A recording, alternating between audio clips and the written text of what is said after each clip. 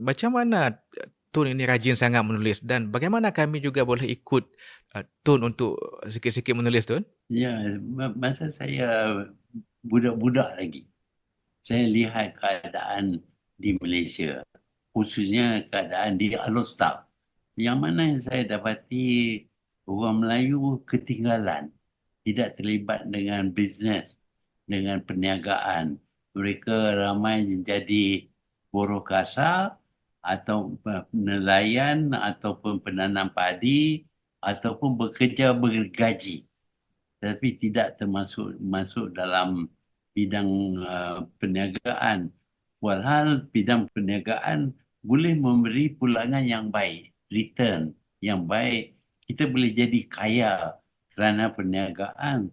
Dan saya tidak puas hati melihat orang Melayu tidak terlibat dalam bidang perniagaan di Al-Ustaz. Saya nak melihat orang Melayu pencapaian ekonomi mereka sama dengan kaum-kaum yang lain.